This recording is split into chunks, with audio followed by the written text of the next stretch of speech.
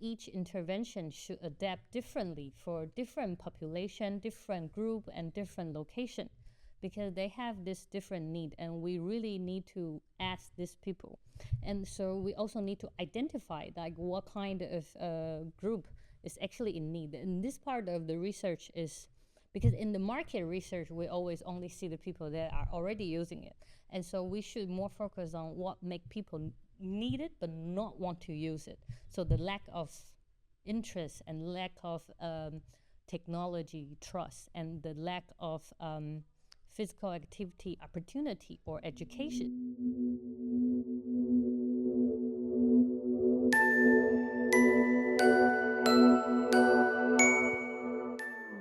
Hi and a warm welcome to the Digital Public Health Podcast.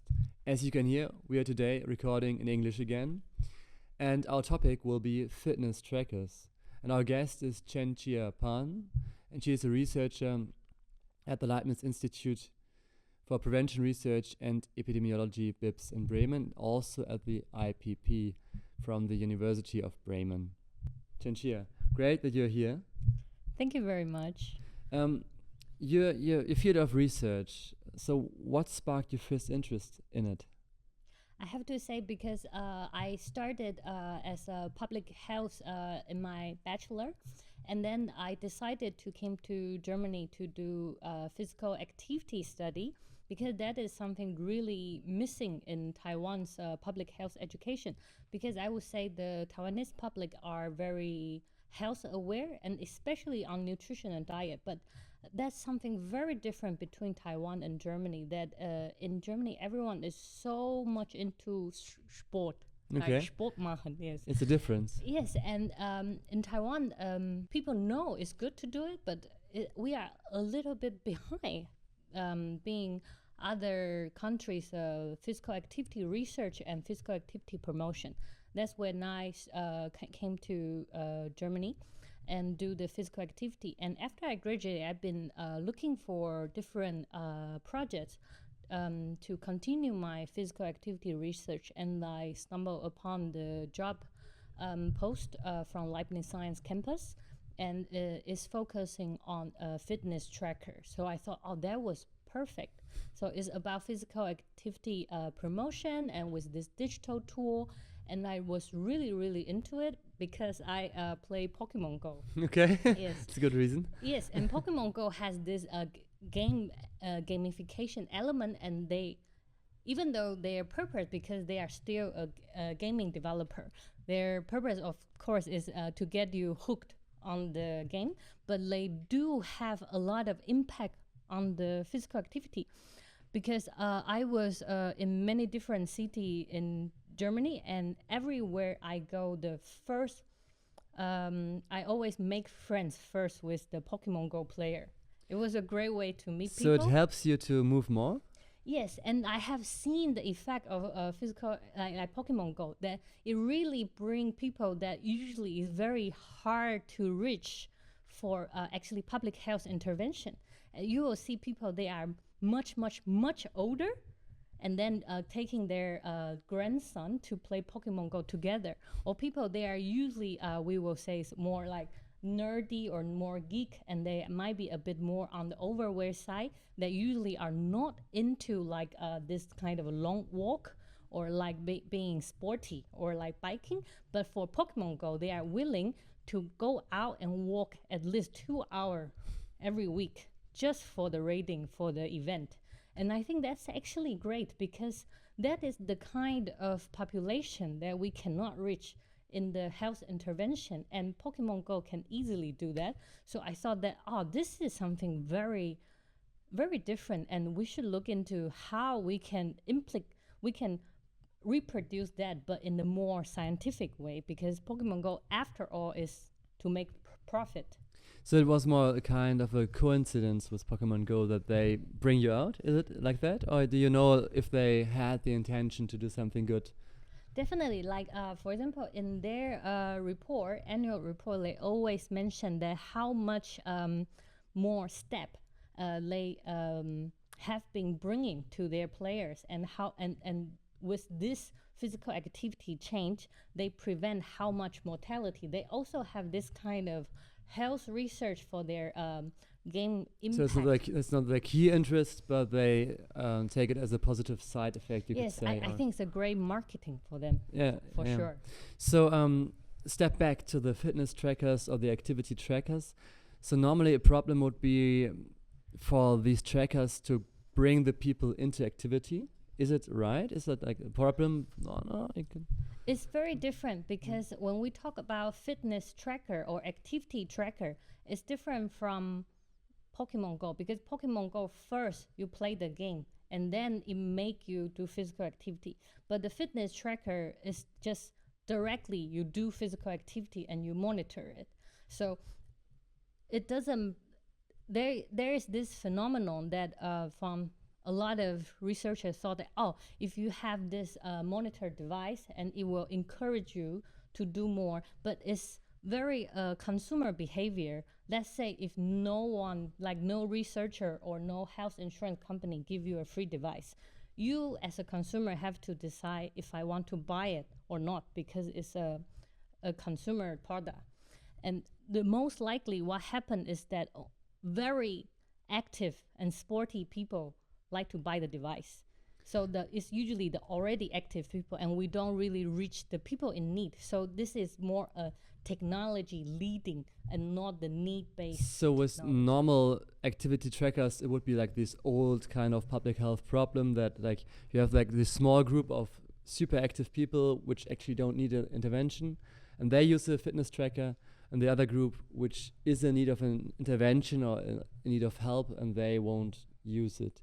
So I think that's a great important gap as public health researcher that we should bridge, that we have to look into what mechanism and what technique, like the behavior change technique, we can integrate into this device, and also a little bit more of the marketing, like how we as researcher can use a science communication to let the public be more aware of if they should use the device or not, and to actually bridge that, because the device, like wearable device activity tracker, has the potential to reach public health initiative, but it's not done yet, that we need to do more research on making sure it doesn't cause more digital divide in it, and actually reaching the people that need the help.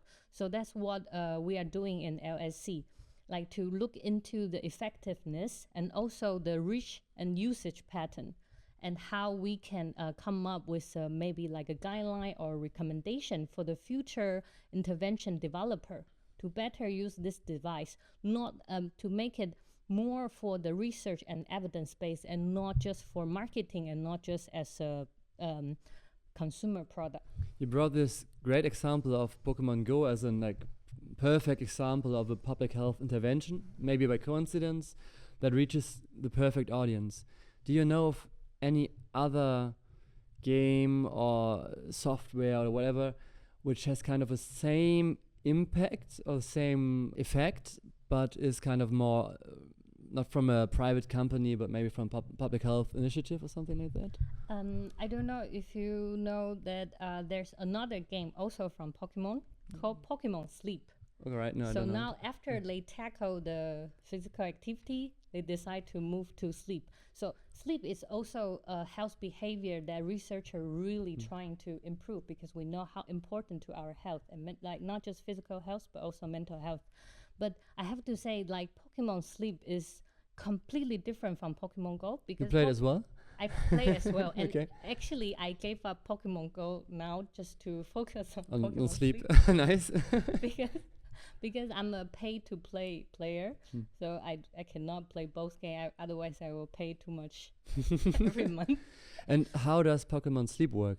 So you have this device, you put it next to your pillow, and it also has this 3-hour accelerometer. So based on how much you flip on your bed or you sit up with this movement on the mattress, it trying to predict your sleeping pattern. And the problem is that it's not very accurate. And that's a bit annoying, because if the sleep pattern, it determines that you are sleeping very light and you didn't go into deep sleep, then your score is very low, and then your Pokemon suffer from it. So they try to visualize how, like, the impact of lack of sleep. So if you But don't doesn't have that stress you out? yes, It does. so that's the problem. Like Yeah. Pokemon Go, if you don't walk enough, you don't get enough Pokemon, you do feel bad. But Pokemon sleep, it really has a different impact, because I do have a lot of friends there really into it, but because they have a little bit kind of insomnia, and Pokemon sleep really bring out the worst. It Yeah, it makes sounds like them that. very anxious. Yeah, and that's kind of stressing you out. So it's kind of causing the problem it should Like, solve. and then it hit the spot that they decide to give up on the game because it no longer give them make it fun, and it's not enjoyable. And the other part is that Pokemon sleep, because the main character is Snorlax. In German, is the Relaxo, Yeah, I know him actually. and it's the perfect translation. And in the game, besides you have to make sure your Pokemon sleep at least 8.5 hours a day, that Snorlax is supposed to consume as much calorie as possible.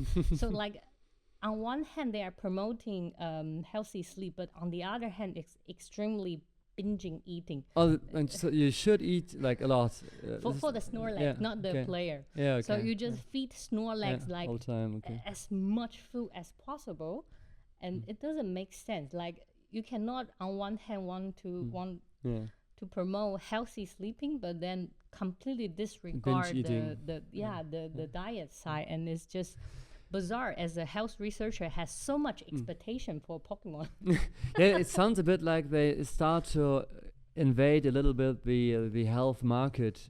I do feel so. I mean, we see it in a lot of other fields that Amazon or whomever is getting there as well. But I think the angle from Pokemon is quite interesting because it was more by coincidence, probably. I don't know if they planned it. I would feel that at the beginning, as for their product release, they do have some health researcher from the Japanese side, and then they're trying to cooperate it. But I think in Pokemon Sleep, they don't have any health researcher in the gaming design. So I think it's not as successful health promotion-wise as Pokemon Go. But I do think it is important to bring on this kind of health expertise, but it's also not their main purpose.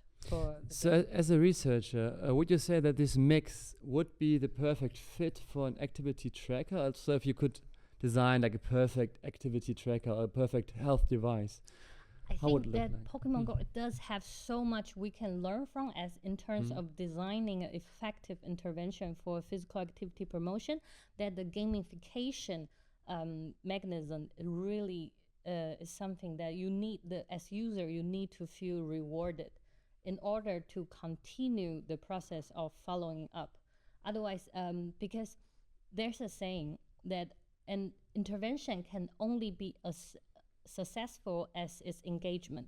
So a lot of this e-health, m-health, health app, they have the right mechanism to make people more healthy, but it's like some intervention don't have a good adherence. So it's really important to make sure the user engagement can be maintained and can make them have this habit formation. So it's not just they were forced to do it because the app says so. It has to become automatic in their mind that they don't need to even think about it, and they will just do it. That's when you make physical activity a habit in your daily life. And this is something we really not reaching there yet. Yeah, I was wondering if there's an example where it was working, or is it working? It doesn't seem like that. It also depends on, that's also part of our research. It really depends on different type of user characteristic. For some people, it's easy to follow, and for some people, it's not easy for them to form the habit. So, and our current theory that we are trying to investigate in the narco study is that it has a lot to do with their motivation and opportunity. So even if you have the device, so the device would be like the baseline, you could say, and then you need to work on this motivation. I was wondering, you had this Pokemon Go example. from a huge company in the end. So is it actually possible for example, for a health researcher or for a country to produce something similar, or are we dependent on huge companies because they're so much better in this digital field than we are? I think the major difference for researcher to produce this kind of intervention or product is the funding. Because as researcher, our government funding or any kind of grant is always just 3-year, 5-year max. But for those big company, they just keep invest in it. And as researcher, because we were so bound to the research grant, that once the research grant is over, the project is over, and we don't carry Stopping, it. yeah. So it's a financial problem as well. Yes. Yeah. And I think that's something really needed. We need to change the structure of the research grant and to make the project more longer living, and then we still do the maintenance of the project and the intervention. And also to make them live on their self, like the empowerment for the participant and the co-creation, so we don't have, the researcher don't have to be always there looking at the intervention to keep working. So that would be like a first start, but I think even if we would have like a long-term financing, that would be kind of like a governmental institute or whatever. I often have the feeling in this digital area that they are just not as fun, as interesting as like private companies. But these private companies often have a kind of like the dark side, that they're just more interested in profit than in helping. So is this something we just need to live with, or would you see kind of a perfect solution to get out of this? It's not a vicious circle, but out of this problem. Yeah, I see. Definitely, it is tricky because for this big company, the ultimate goal is to make profit. That's fine, isn't it? Right? I They think, have to make something. So maybe the data privacy issue and the dark pattern is all the underlying concern. And as an intervention, we're trying to make it as simple as just the health impact, but we also have to think about the data privacy issues and all this societal impact and the health equity. So I think it's a very hard to strike balance. Okay, so it's hard, but if you like would have now unlimited funding, whatever.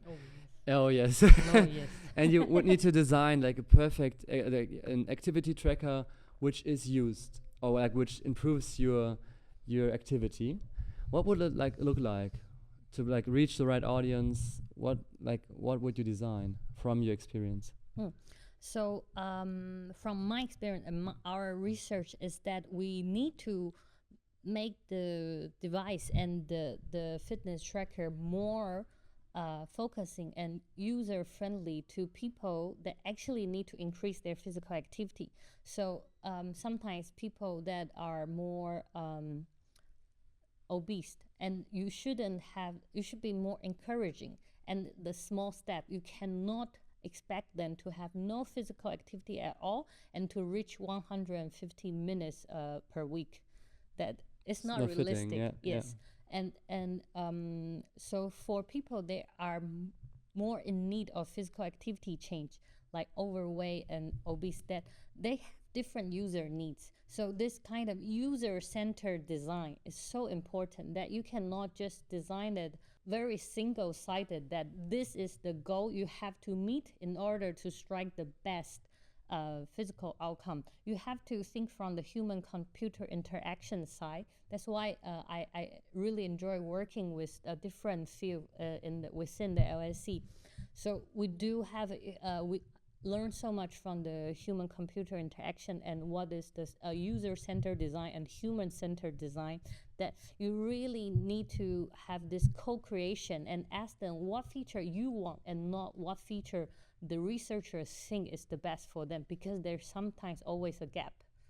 Yeah, because we come from different social income, we have different contextual factor. Sometimes it's this cultural background that you feel different, and then it's not really reflected within the intervention or the gamification. And that is something we really need to adapt. So it's like a lot of physical activity intervention has this scalability problem, and each intervention should adapt differently for different population, different group, and different location, because they have this different need, and we really need to ask these people. And so we also need to identify like what kind of group is actually in need. And this part of the research is because in the market research, we always only see the people that are already using it. And so we should more focus on what make people need it but not want to use it. So the lack of interest and lack of technology trust and the lack of physical activity opportunity or education, physical activity, fitness education. This is something. So that would be drawing from the Pokemon Go example. The audience would have been people which were before that into Pokemon, for example, which was more like not that active group because it was more like a TV series or it was collecting Pokemon cards or whatever. So they came from this background. Then they hooked them by like letting them collect something. So it's not by you need to go outside, but it was more like, yeah, you can collect, but you need to go outside. I'm sorry. And then you had also this, as you were talking about, these social interactions. So like they would have friends, for example, over Pokemon Go, or they would meet new friends. So that sounds for me like a perfect example, which you could adopt as a non-profit organization to another intervention for a different group. Where you need to look at, for example, people which like to eat good food, and you would make kind of a move from restaurant to restaurant or whatever, where you say, okay, we discover the best restaurants in Bremen or in another city together. And then that could be kind of the intervention that the people like to go out, they like to eat, but they walk together or something like that. Yes, I think the social support is also something we observed in the research and also in the behavior change theory, that very important to maintain the behavior. You need some kind of social support. Like in diet and physical activity is the same. In the family, with everyone is eating healthy, it's much easier to eat healthy. And if no one in your family do physical activity, sometimes your schedule just doesn't fit, the lifestyle just doesn't fit. So having the people around you doing the same stuff as you do is actually very helpful for the health behavior. Yes. So like a wearable device and the tracker, they usually also trying to create this community. So either you can connect the account with your friend, with your coworker, with your family to create this slightly competition. Sometimes they have this weekly ranking of who did more physical activity, and sometimes they have this collaborated competition to reach certain goal. This all create this sense of belonging, and this will help to internalize this behavior. And also, sometimes you can also use this to connect with people that are not within your group, because sometimes the wearable device also want to create community outside of your physical group, because maybe within your physical group you don't have anyone using this device and they are not interested in it. Then it's important to find a common interest on the internet, and then you can find a different sense of belonging within. Yeah, interesting. Because for myself, like I always did sports, but not mostly without measuring it. And about a year ago, I got myself some kind of like a smartwatch where I can measure my running and whatever. And I started to use an app where I can connect with other people, and it helped me actually like to do more. And I had a look at the others and was kind of supported by that. Yes. But after a while, I got kind of a plateau where I was like, oh, it's getting a bit boring. Is this a normal effect, or is it just me? It definitely is that after some point, or is that you feel good when you are winning the game, like, or the ranking.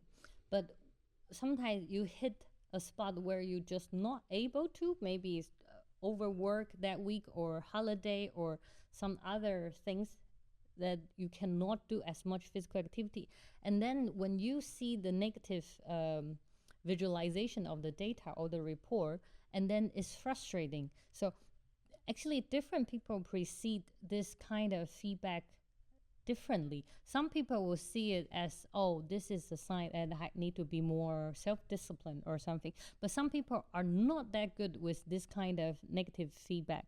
It's like, do you know this app Duolingo? Yeah, sure. It's quite They have famous, a yeah. very different approach on the reminder. Okay. They How's it have a working? different, for example, the device, the activity tracker that the other study we use are always very encouraging. And in Duolingo, they are a little bit, the reminder is a little bit more It's a bit threatening. pushy, yeah? It's a bit Pushy, yes, threatening, and sometimes even a bit insulting you. Right? But some people feedback, oh, they like it. They think that's what motivates. Isn't them. it even kind of an online meme where like the bird from Duolingo is kind of threatening you? Yeah, Yes, exactly. like with a knife and then outside your door and waiting for you. Exactly. And I personally didn't use it, but my friend told me that sometimes they just use some insult on people that you have to do it or otherwise.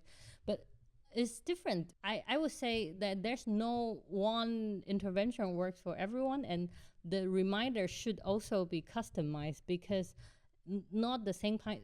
For example, sometimes the feedback just, oh, you are doing great, you are reaching the 10,000 steps a day. And for me, it's just like, boring. I don't care. Yeah, Okay. you don't care. And I feel like a different personality do need different kind of motivation. Okay, so it's kind of diverse, you could say, in the end. Yes. And what could be the role of public health in all this big context? Because I don't see public health as a kind of a developer of such an app. What would be like the scientific role in this new emerging field? I think is to make sure that we are finding the perfect spot for this kind of approach, this digital wearable device approach, because that if we are not careful about it, we are actually increasing health inequity.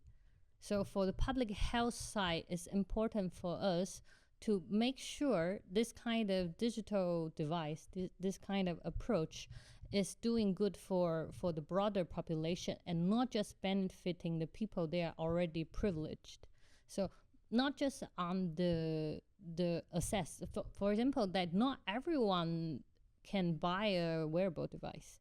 So the affordability, accessibility, availability is all something we have to think about, but also that sometimes this kind of activity tracker has different effect on different people's social income or different, like we said, like personality type and different people motivation. So we need to make sure this intervention has different approach for different group of people, and they are more customized, personalized, and tailored. That we make sure they are having the kind of intervention that is actually effective to them, not just for the standard protocol. Yes, and also that we want to make sure that this kind of effect is what we are actually looking for, because for athletes also use wearable device all the time, but they are using it not for health result, for performance, and it actually sometimes pushing too far. So that is kind of a difference and also kind of a danger, you could say, in the end, where Yes. when you push too far. You mentioned that you're from Taiwan and that there's kind of a really quite different approach to health or to sports there. How is it for you to be like a researcher from Taiwan and also in Germany? You did your bachelor in Taiwan and you did your master in Germany, so you kind of you do know both scientific worlds. How is it like? It's so different because culturally and also just the way people prioritize things is very different. And one thing I noticed the most is that another topic that I'm also very passionate about is postpartum depression. So pregnant women's physical activity is something very important. And here it's more encouraged that pregnant women should also do physical activity. But in Taiwan, it's such a taboo for women because people are afraid that they will lose the child. And even like, especially for the older generation, they would like, oh, you shouldn't do anything. You should just be driven around everywhere. You don't have to walk, and you shouldn't climb the stair, take the elevator. It's not healthy. It's very important to have enough physical activity during pregnancy because it impacts even not just the pregnant woman themselves, even the children's outcome is very impacted from the amount of physical activity. And also it changed the possibility for the children that it could also develop obesity, childhood obesity in the future if the women are having like diabetes or hypertension during their pregnancy. Yes. So there's a big difference between the perception of especially physical activity and health between the countries. Do you see other differences between Germany and Taiwan in the perception of public health or on the role of public health in general there? That the way that the differences really manifest differently is very outstanding during COVID, because the public, how they view this public health concept, and also in Germany, on the spectrum, they are more individualism, the Western society, and for the East Asian, we are more collectivism. So we more tend to follow the rules of the government. And so you can really see that in Germany, there are this anti-vaxxer and this mistrust and this misinformation that like people don't want to follow the rule, which is very interesting because Germans usually really love to follow the rules, right? But that is different. So in Taiwan, there was much more support for the COVID measures. Yes, like especially for wearing mask. It's just, even though before COVID, like East Asian always wear mask when they are having just a normal flu or just because they are maybe riding scooter more, like because the air pollution and sometimes just feel like they might get sick from going to hospital or like more crowded area.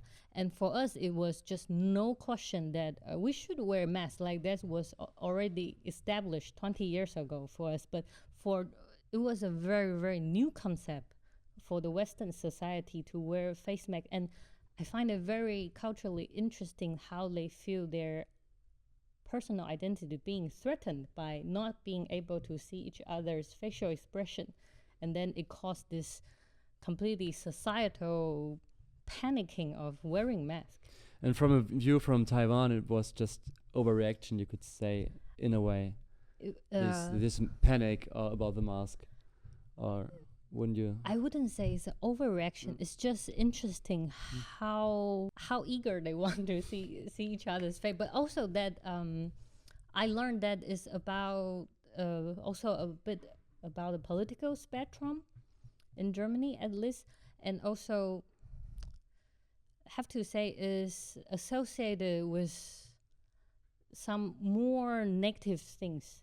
Like they always feel like I don't know if this part is appropriate, is a little bit associated with anti-Muslim because they always think covering face make them feel unsafe. Okay, yeah. Yeah. And do you think that Taiwan has a stronger public health tradition than Germany, talking about this mask thing, for example? Or is it just in parts? I would say in Taiwan, I wouldn't say the research is much stronger than Germany, but I do feel the public awareness and the cooperation between government and the general population is much stronger. That if the government want to do some new policy, for example, at that time we were limiting buying masks, that because we need to limit the export, otherwise we will have problem that Chinese tourists will buy all the masks and everything will be gone. And there will be not enough for the general public. So we were actually using our health insurance card, and every week you go to the apotheker, the pharmacy, and you can get another 5 new masks or 7 new masks. And this is totally fine for the general public. They don't find it too much to ask. And we also have this very huge involvement on the social media, that people will change their profile photo with this special filter and with this supporting logo on it, that you are supporting wearing mask or you are supporting this policy. And it's something that being seen very positively on the society to support the government's health policy on social media. But this is something I think is very missing in Germany. I feel like on the social media, people stand out more and appreciate more when they question the government of, no, this is our right and we don't want to do this, you cannot control me. This is more of the majority voice, I feel like. So while you mentioned this more stronger support for public health, the role between the WHO and Taiwan is difficult? Very difficult. That we have been rejected from WHO, like especially the World Health Symbol every year for 8 years in a row now. And because we are not a UN member, so we are not allowed to be part of the WHO. And even, you know that everyone can actually go to the WHO office in Geneva for free. But Taiwanese people, because you have to show your passport at the door, and Taiwanese people are the very few people are actually forbid to go. You're not allowed to go there. Yes. It must feel strange as a public health researcher. It's crazy because I was once offered the WHO internship at the European office, and we were already running the process, and until the part where I have to submit my passport, and then we realized it's blocked. And then we call them and just like, is there anywhere to walk around there? I said, only if you have a second passport. And they was like, no, I don't have a second passport. And there's like, then sorry, we cannot give you the internship because you are from Taiwan and it's just not allowed. And we just like, WHO is so much about health for all, and that disease knows no border. But this political impact and the exclusion of Taiwan, it's not only Taiwanese people suffering. I think collectively the world also suffer from the missing link from Taiwan, especially during the pandemic. Like the beginning, for example, from WHO's perspective, the beginning of COVID is around March 2020. But actually, the first case reported to WHO was in December, wasn't it? Was in December, and Taiwan reported, and it was ignored because we are not a member state. So actually, they played a part in the pandemic. Yes, like if we were part of WHO, maybe the whole thing will be a faster process 3 months before the first lockdown. And it was just a pity that we were not able to participate as equal as every other country. And this is something I really continue trying to fight for. But at some point, you don't know what you can do as a health researcher when especially it's a political problem. Yeah, it's true, and but it's directly affecting public health and the world health in the end. Yes. But thank you so much for sharing all these topics. I think it was a great episode on fitness trackers and also on the differences between Taiwanese and German public health systems. If you liked the episode, we're happy if you share it with your friends or if you follow us on Instagram, for example. And we are always interested in new persons to talk to, new topics, and on remarks about the episodes, on questions and whatever. Feel free to contact us. Thank you so much for listening. Until next time. Thank you.